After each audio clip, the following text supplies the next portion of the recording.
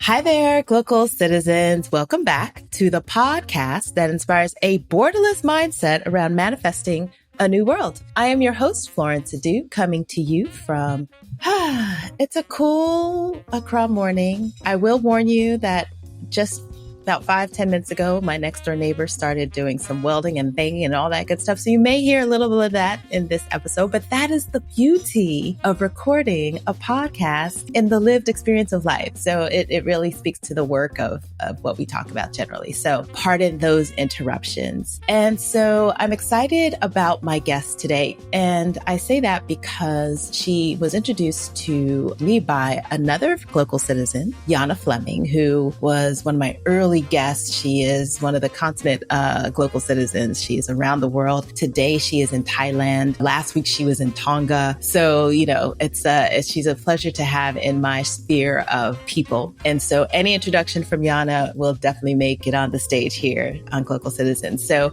let me get to the bio of my guest. She is a seasoned communications and program management professional with 13 years of experience working in communications roles, including on-continent support across all regions in Africa, on projects funded by international actors such as the Bill and Melinda Gates Foundation, USAID, Feed the Future, and Prosper Africa. She has demonstrated experience in development communications, including report writing, branding, client and stakeholder relationships, visibility growth, policy engagement, and prodding action toward key outcomes for beneficiaries. She has also served as a board member in charge of communications at Slum Child Foundation.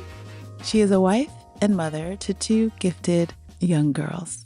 Emilly Okello-Juma, welcome to the podcast. Thank you, Florence. My pleasure. I'm so happy to be here. And obviously, I'm glad that Yana thought to mention me to your podcast. And I'm looking forward to this conversation. Wonderful, wonderful. Okay, so let's get started. Where are you from? Where are you local? And what is your craft? So I am originally from Nairobi, Kenya, currently based in Nairobi, Kenya. Lived and worked in Nairobi, Kenya, which is in East Africa. But due to my work and also a little bit of leisure, I've had the opportunity to travel globally, meet different people, and experience different cultures. I am a development communication professional, which simply means that I truly enjoy reading, writing, messaging, simplifying data and information for different products and audiences, just in a bid to achieve development impact for donor-funded projects. You mentioned being in Nairobi and all that, but how did you come to be living, working, and playing where you currently are? So because of the kind of work that I do, it's usually important for the groups that we call donors to have someone situated in a place that they consider to be a hub. So the one place where you can extend tentacles to different other cities or towns or countries in the region. And Nairobi right now, as your listeners will probably attest to, is a city that is very vibrant, very multicultural. It's one of those cities that has been ranked top where global citizens prefer to live and work. So for me, it only made sense that, yes, I am from here, but Africa has been the next frontier for the longest time. And on that radar of being the next frontier, Nairobi has been at the very top. So if you're having global conglomerates, if you're having development organizations, international development organizations, preferring to be situated in this city, then it only makes sense, at least for me, as opposed to the default of having to move and work and be an immigrant.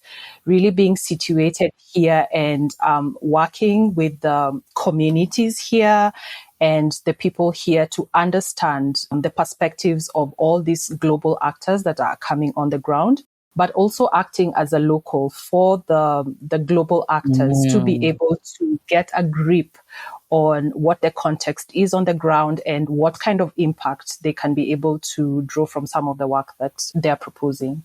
I like that, acting as a local. Yeah, yeah, yeah, yeah. So I'm going to go a little bit deeper. So Nairobi's a big town. So as you mentioned, some of our listeners might be familiar, but where is your Nairobi? So where in Nairobi have you found your place of peace and being?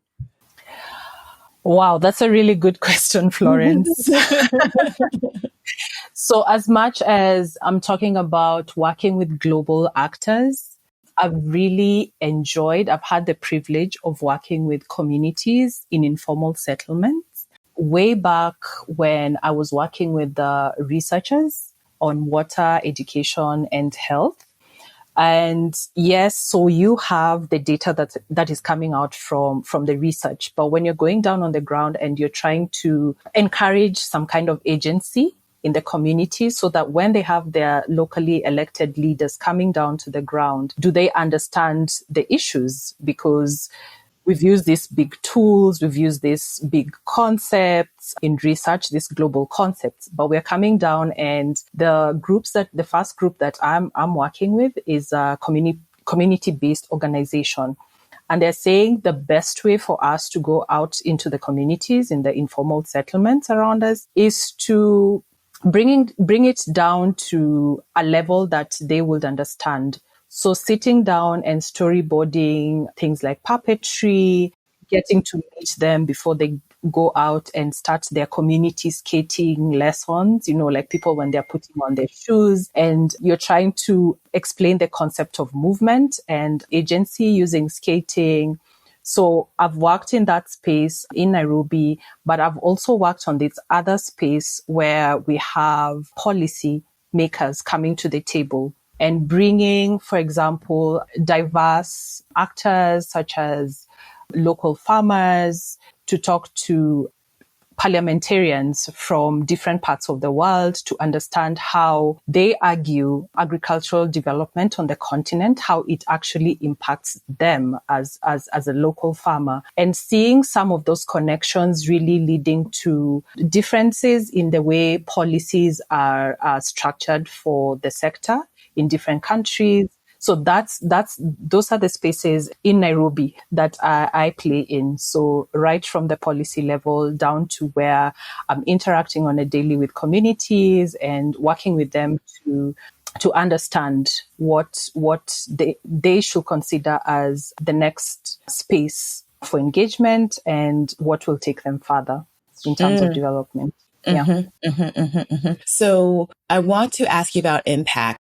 So when you speak about that and the information that you're gleaning from all of this, and your work is ultimately to share that impact, right? So you're also sensitizing and collecting data, but then you're also, how do we let people know that we're actually making impact? And so what are some of the ways that you have preferred or seen the most effective way of changing behavior in order to, as a way of illustrating or sharing what you've considered to be impactful initiatives or projects or programs?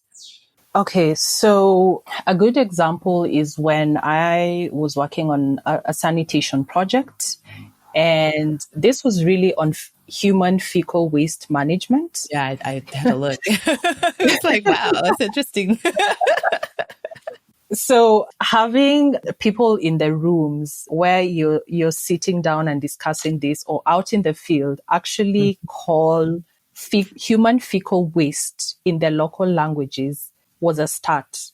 And asking them, where do you think when you go, where does it go? For people to pose it, because not everyone is on the grid. And this is not only an African problem, because this study originally started in the West.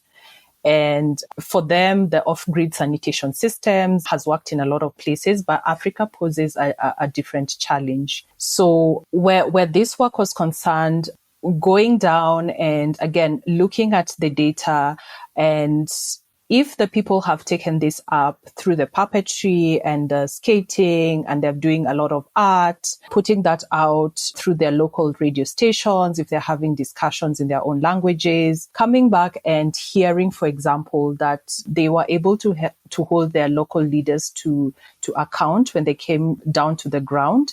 So they are saying, we are not on the grid.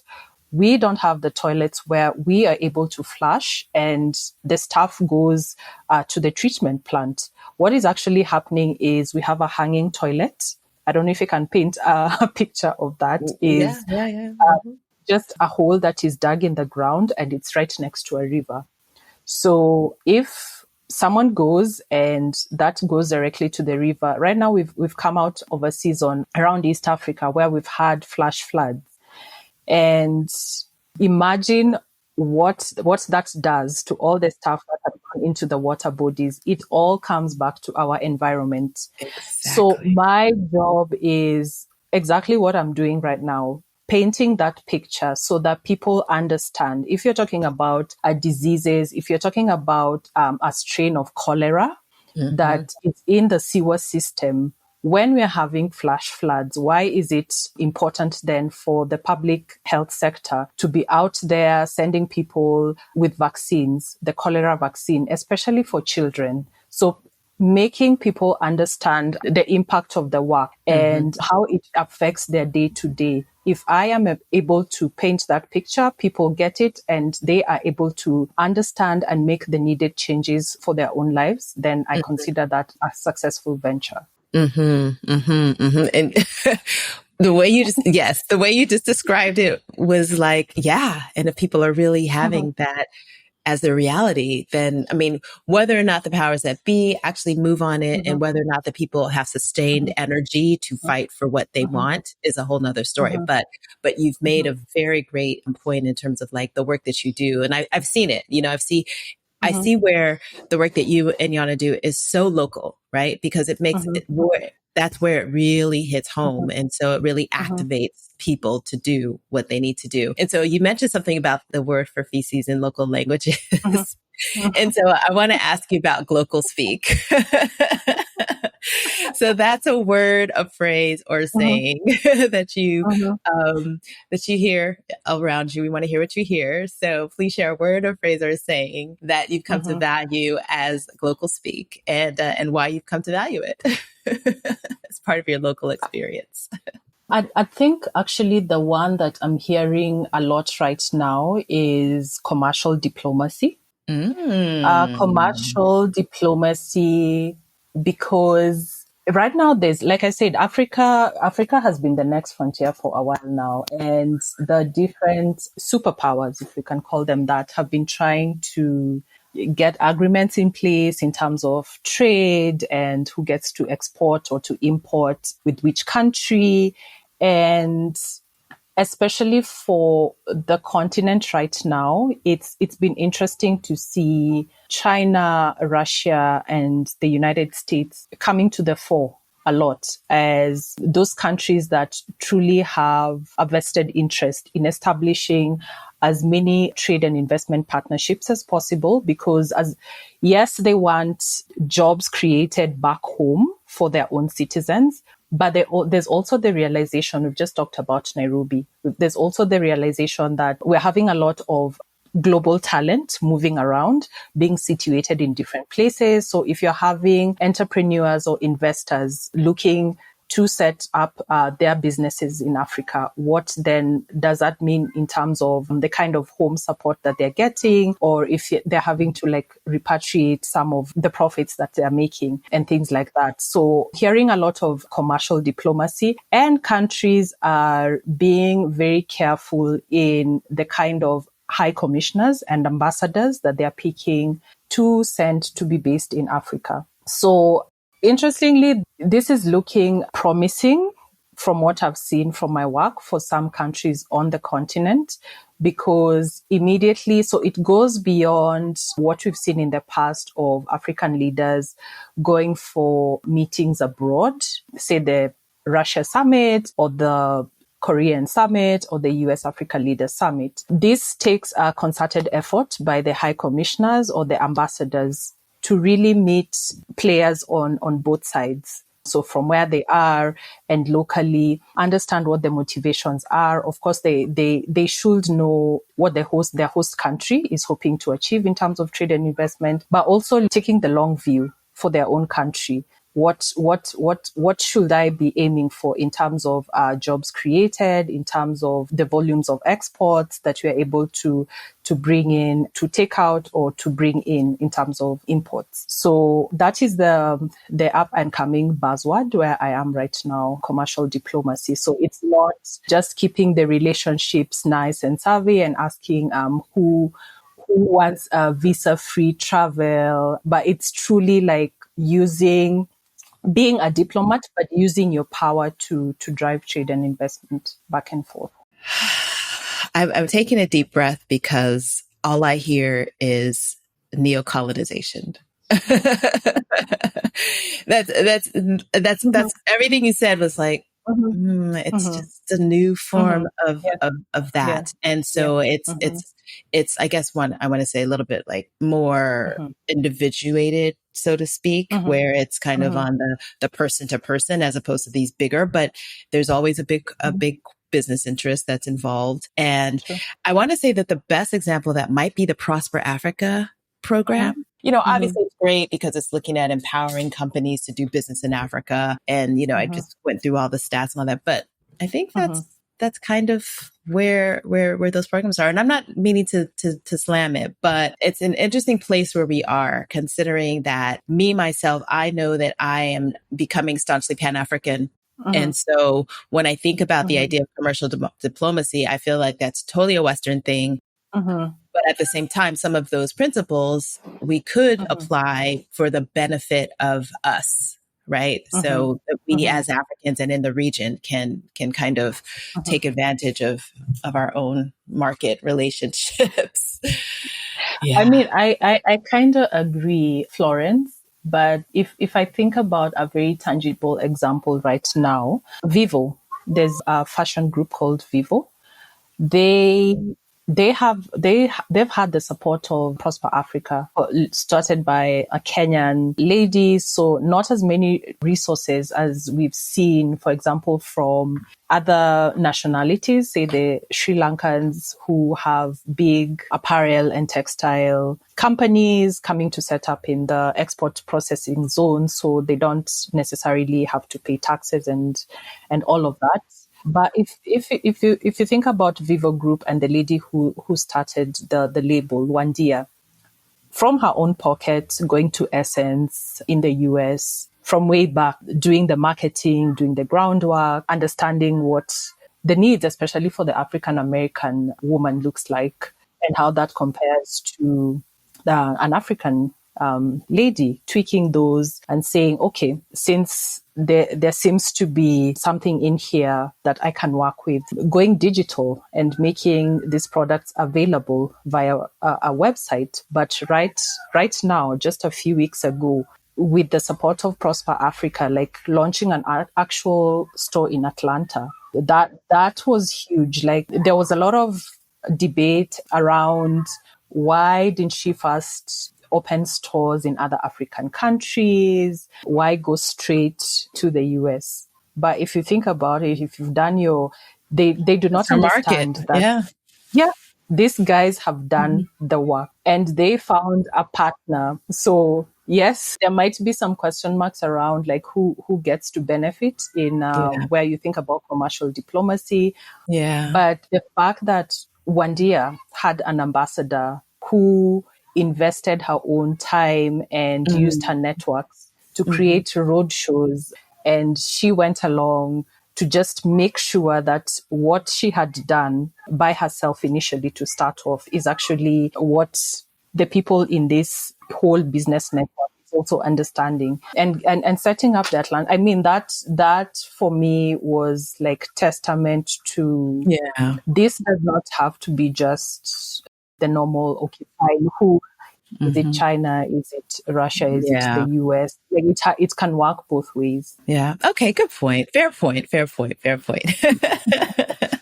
Okay. So I want to go back a little because we jumped right into your now. And so I'm curious about how you came to be in this communication space. So, you know, tell us about the journey of Emilly from figuring out who she is and then figuring out who she wants to be. Oh, so, I'd say I've been fortunate in my birth order because I'm a second born. Oh, I know there okay. are all these memes and reels about second borns. I am one. Yeah, me What too. that has meant, look at that. Yeah.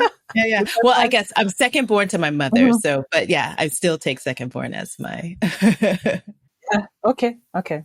So I think in that sense, I've always been really free spirited, strong willed, never going with the crowd, doing my own thing. From a very like early age, my mother had to go back to work when I was Mm. 2 weeks Mm. young. Mhm. And that was the end of my breastfeeding journey. And she keeps on saying that that is where the independence truly started. But where the Mm. communication is concerned, I was not your ordinary child who loved being out there, tearing up the terrain with the other neighborhood kids. Those were my siblings. I have three other siblings. Mhm. I was I wouldn't even call it introverted. It's just that I had a special interest. I was spending a lot of time alone, yes, with books, but the one true thing that has always stuck in my and my family's mind is my obsession with Christiana Manpour. So Mm. whenever she was on, like CNN, and those were like repeat episodes, so we did not have Yeah. cable TV. Sure, sure, sure. It was just the national network, but Yeah. like sort of like fillers between then and the next primetime news or the next Uh-huh. music segment.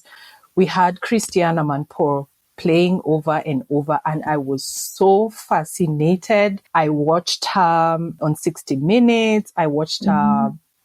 The War Within, going out and covering all this, whatever was happening, the war zones, being so articulate, being so passionate about telling the story, but also being careful that she got to talk to the people on the ground and letting them, in their own words, Yes. say how they feel about what was Yes. going on. Mhm. I did not know like what that was doing at that time and why the fascination was there. But now when like I formally like started school, and part of our assessment processes or just as practice, we had to put together what we call comprehensions. So short story pieces, either imaginative or how was your school holiday. I found like I had like a really large vocabulary, better vocabulary. My teacher kept on telling me like, especially the imaginative pieces were really good. And one of them, my grade 7 teacher, sneaked one of my write-ups for a national competition. And I actually won. I was like, oh, Nice. okay. So maybe like there's a future in this. And my parents were really supportive. The one thing that I always remember is my dad bringing home the daily paper from his office.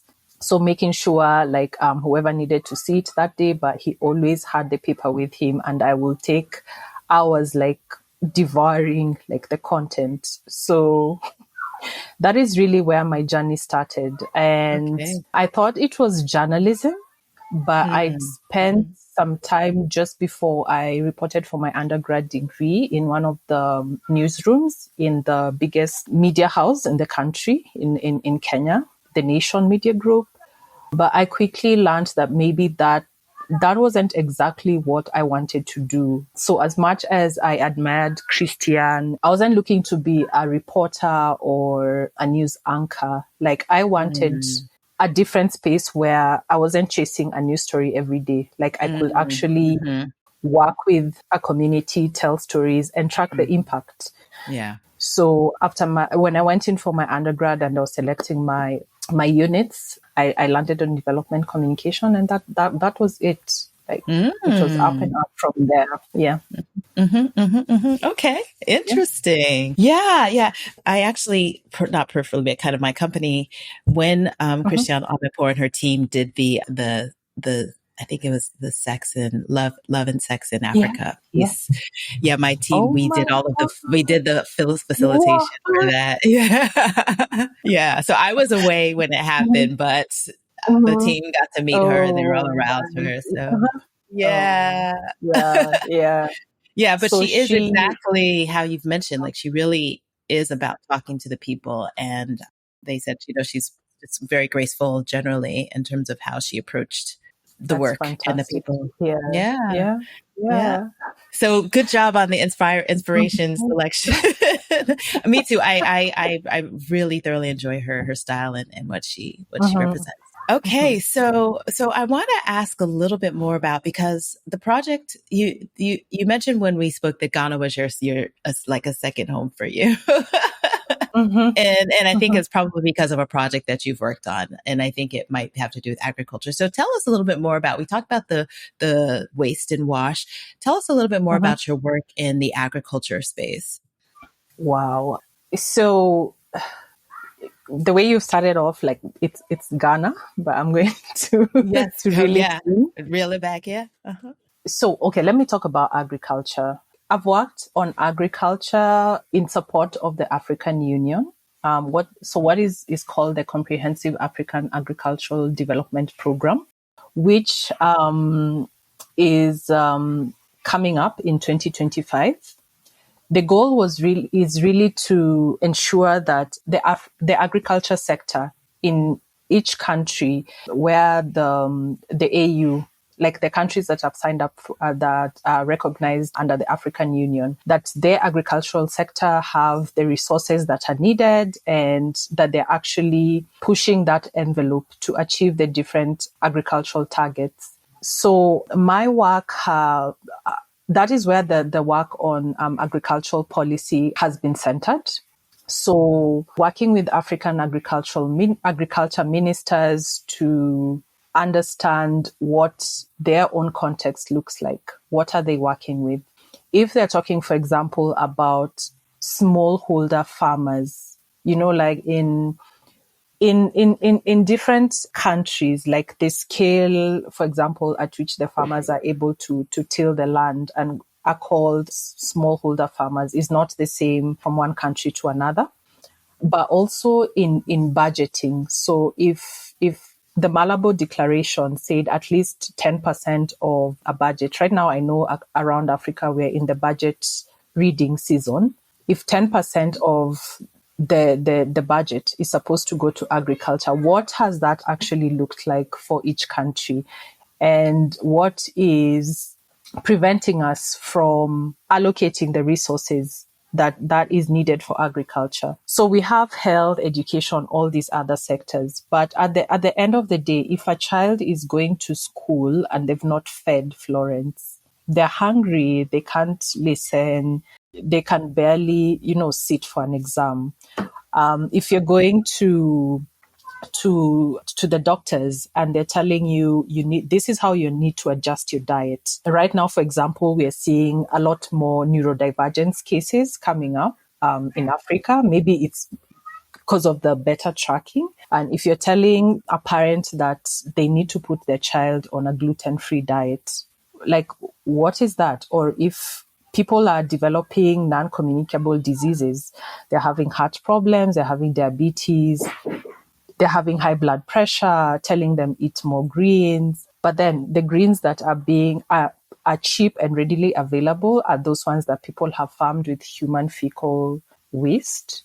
Like, it's all connected back to agriculture. So agriculture needs the resources that the African ministers, when they met back for the Malabo Declaration 2015, what they called for. Agriculture needs the resources to be able to make the changes and the impacts that we want to see in other sectors, pick up, move the needle, make us move towards the goals for other sectors.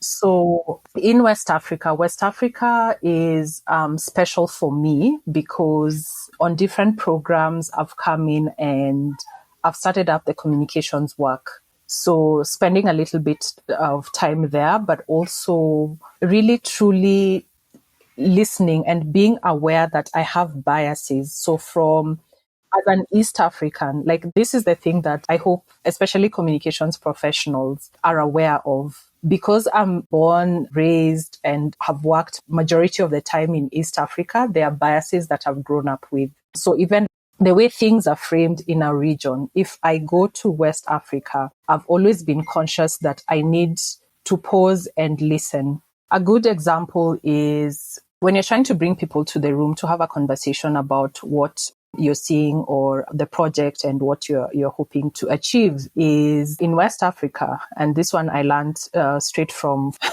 a colleague in Ghana. They said the biggest monkey in the room. This is not derogatory. Like it's, I understand.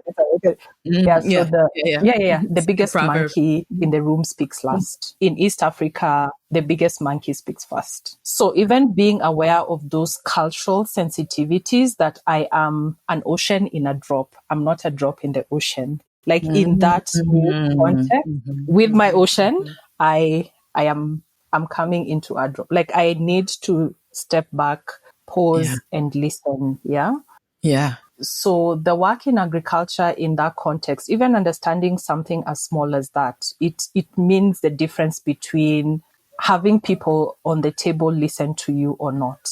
Yeah. Or getting people to agree to come to your next convening or not.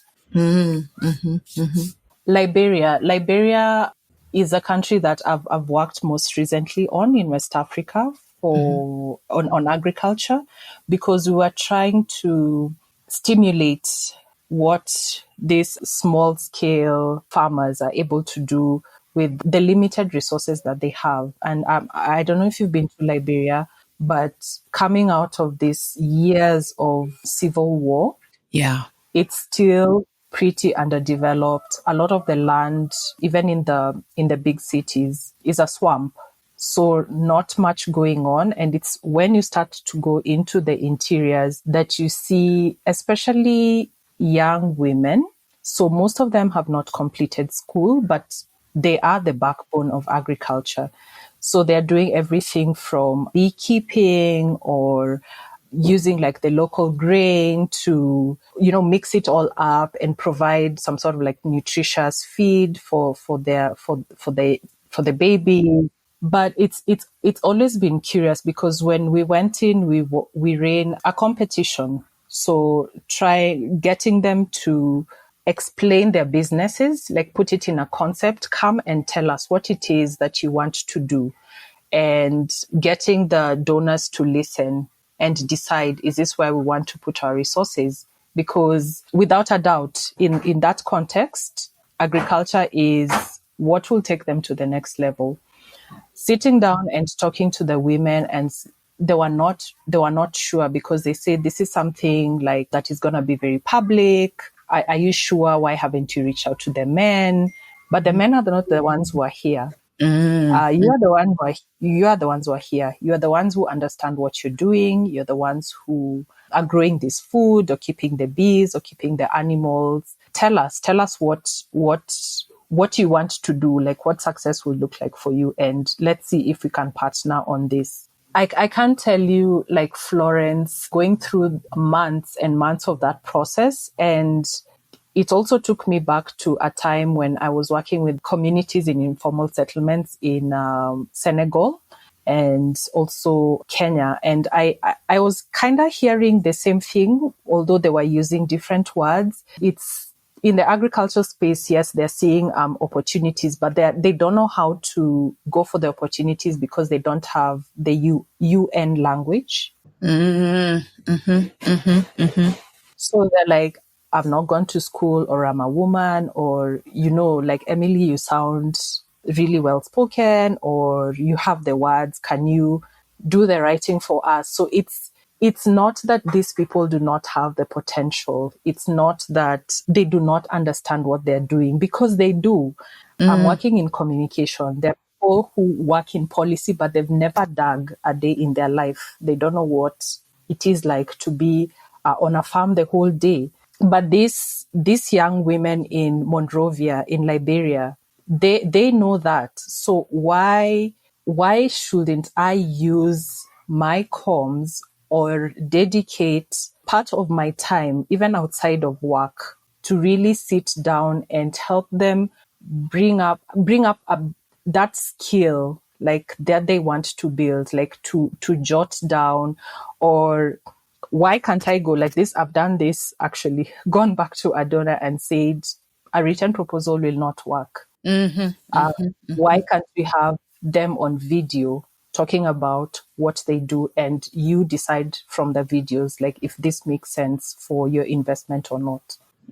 So yeah, like that is what like my work in agriculture in West Africa has looked like. In Ghana, a lot of it has been around supporting work to do with fisheries, which is a big thing. But then the one common thread across the work in agriculture is that women are still not getting the recognition that they deserve. Yeah. And it's so interesting because across the board, like you said, it's women that are these small holder farmers for the most part, right? They might have a little bit of muscle from a man, but the patriarchal way that we've adopted of, deferring to men to be the ones who are doing it, and then also thinking that they're also the thinkers for us. It's so heartbreaking. And so I love that you are kind of showing that you have donors interested, number one, in this space that's dedicated to women, and that you're telling that story on a broad scale. And so tell us more about, so you said that next year the African Union is kind of the rounding out of that initiative. So what does it mean? What does next year mean? What is the outcome that you're expecting, or that they're expecting to present or to discuss? The outcome, like I said, over this 10 years was for African countries to dedicate just that 10% of their budget to agriculture and to be able to move the needle. We've used the word like backbone.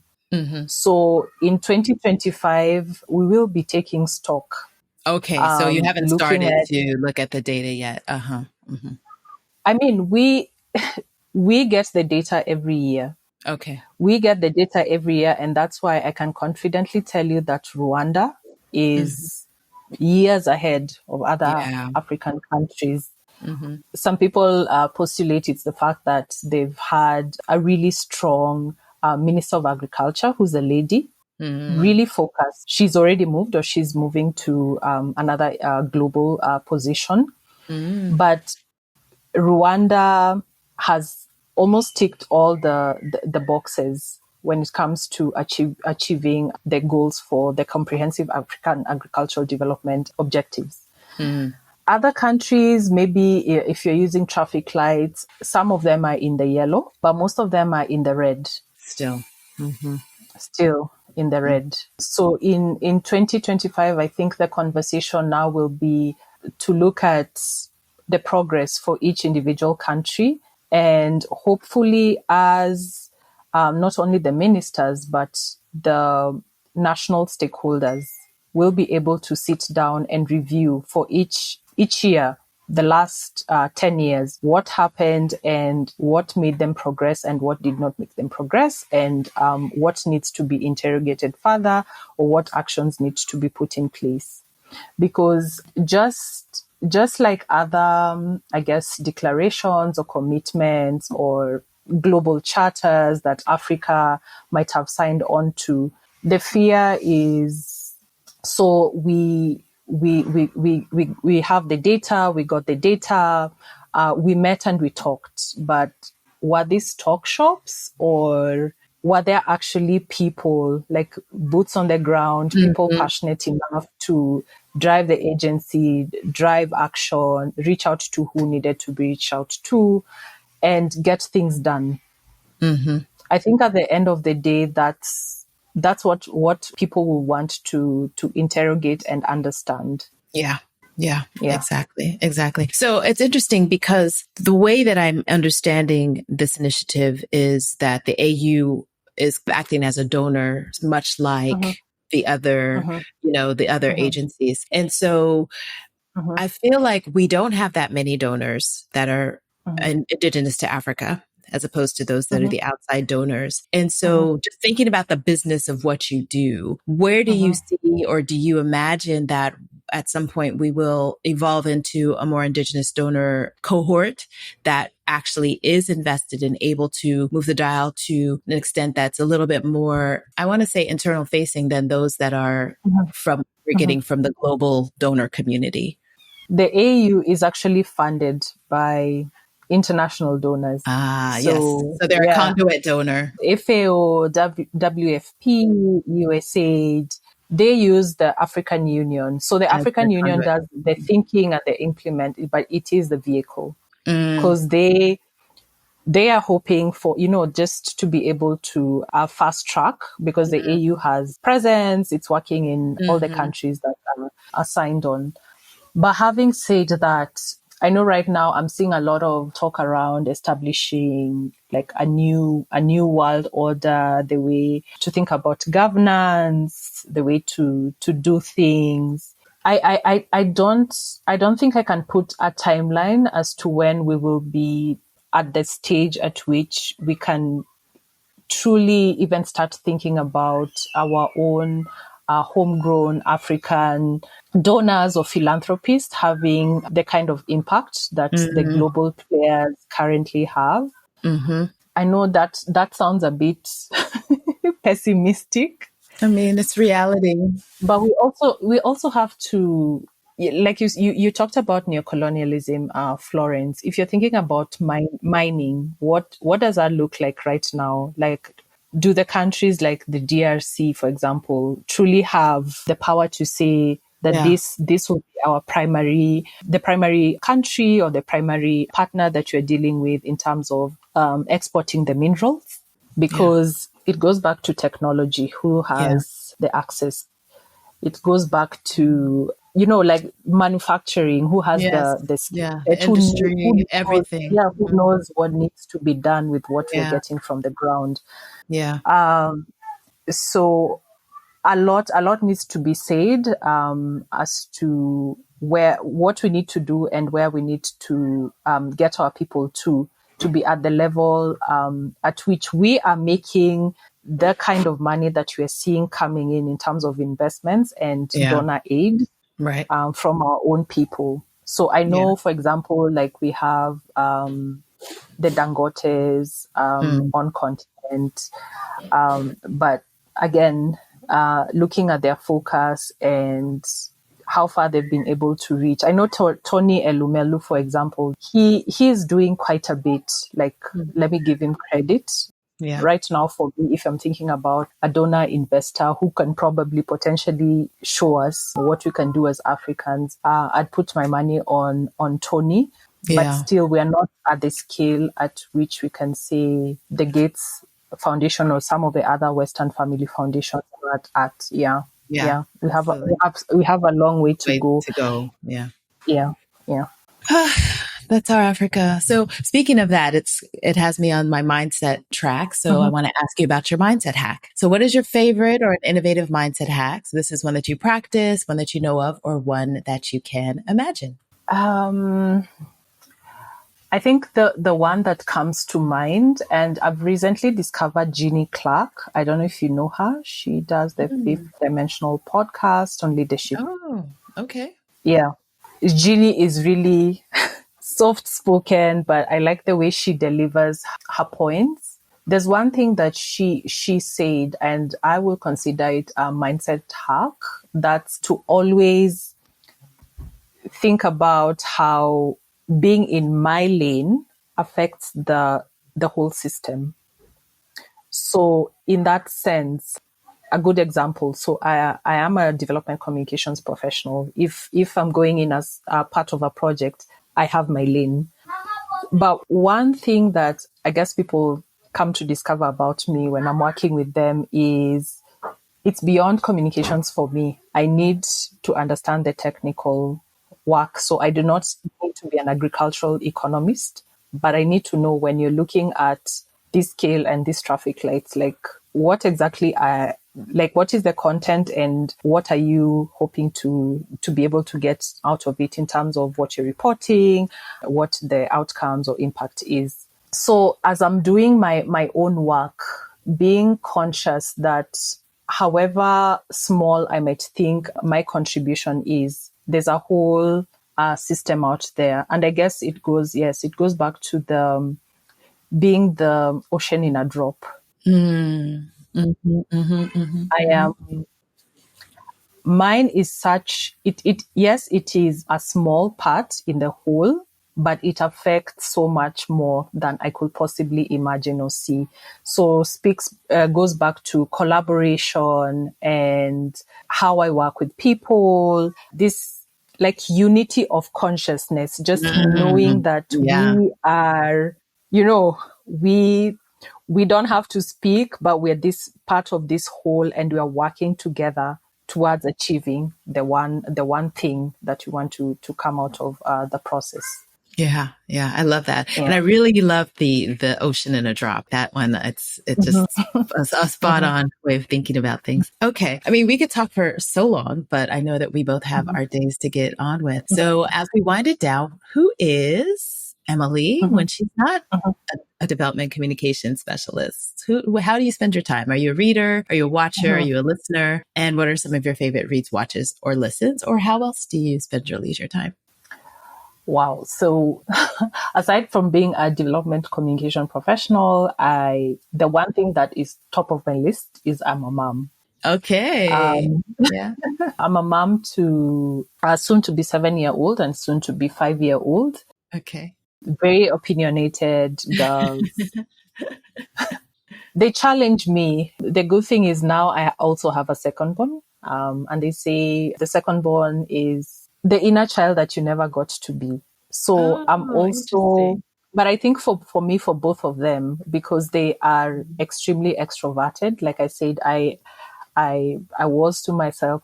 So even in going around with them for their play dates, or one was actually just at the door telling me she's finished her drawing. The teachers call her gifted. So she has different things going on at the same time. Uh-huh. So that is my number one. Like, I'm a mom. Okay. How I spend my time aside from the kids, I love reading. I Mm. love reading. I love reading not only what I think, like a specific genre, Mm-hmm. but also what, curiously, sometimes people will go into a bookshop or read something and tell me, I think you need to read this book. Like, this book is for you. Mm-hmm. A most recent one is I got a recommendation to read. I know she's called Estes. She wrote Women Who Run with the Wolves. I don't know if you've read it. Mm. I've heard of it though. Yeah, so if it's that, if it's self-help books, if it's leadership books, but like I said, I have young kids, and the easiest thing for me to do right now is podcasts. So when Yeah. wake up at I'm the 5 a.m. club. When I wake up at Yeah. 5 a.m., if I'm exercising, I have a podcast or music in the background. So Okay. Okay. So you yeah. gave us one of your podcasts. So that's the Fifth Dimension Mhm. podcast. The Fifth Dimension podcast. Uh-huh. There's The Moth, The because I Moth. don't know if Yeah. you've listened. Mm-hmm. Yeah, Mm-hmm. Mm-hmm. Yeah. that's a huge favorite because of the way the little stories always sound different and the Yeah. delivery. Obviously, I have to mention the Linkcast. I worked on it. It's also a leadership podcast, but it focuses Okay. on speaking to leaders in the agriculture space. So Hmm. yeah, That's a good yeah, tip. Okay, yeah, nice, nice, nice, yeah. nice. Okay. All right, Emily, this has been so lovely. I've really enjoyed this Thanks, conversation. It Lauren. really is expanding my Mhm, thinking on, I'm always trying to figure out what solutions can we have, and particularly with mhm, agriculture, because it mhm, is we exist because of agriculture. We cannot, mhm, we cannot deny that the society as we live it, everything as we live it has started because people mhm. settled and started to grow. And Yeah. so answering those questions, especially in the place like Africa is a huge breadbasket that has not Mhm, been fully developed. And if we develop it, that means women take a mhm, center stage. And so that's exciting mhm, too. mhm. So do you have any last thoughts that you would like to share with our audience? Um, Let me say this, Florence, and I'm hoping that I've seen your audience list, but I'm hoping that a young African lady, born and bred, does not necessarily imagine that she has to work out there to make an impact back home. But I'd like to speak to that young African girl and tell her she has it in her. So you might look a little different. You might sound a little different when you're speaking your English or your Portuguese or your French. You might not have that native accent, but for sure you have something to contribute. And I want to promise you, if you put your mind to it, if you understand your stuff and you're passionate enough about what you're doing, you have a long way to go, and you can take the rest of Africa with you. Nice. I love it. Thank you for that. Thank you, Emilly. Florian, thank you very much.